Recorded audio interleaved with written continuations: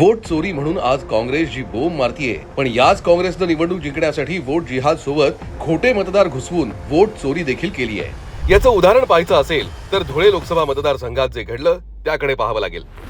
या लोकसभा मतदारसंघात 6 विधानसभा मतदारसंघांचा समावेश आहे। इथे 6 पैकी 5 मतदारसंघात भारतीय जनता पक्षाला मताधिक्य आहे।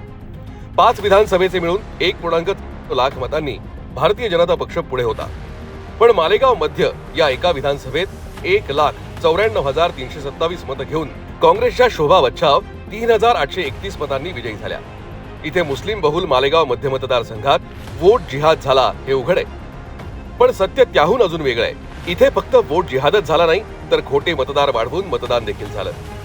आम्ही केलेल्या तपासात 10,000हून अधिक मतदार हे खोटे आहेत हे निदर्शनास आलं, ज्यात त्यांचं घर क्रमांक, पत्ता किंवा ओळख पटवण्यासाठी आवश्यक माहिती नाही। याच 10,000हून अधिकच्या खोट्या मतदारांच्या जीवावर काँग्रेस लोकसभेची जागा जिंकू शकली।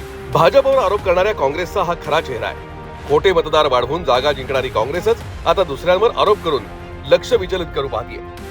चोरांच्या उलट्या बोंबा म्हणतात त्या याच।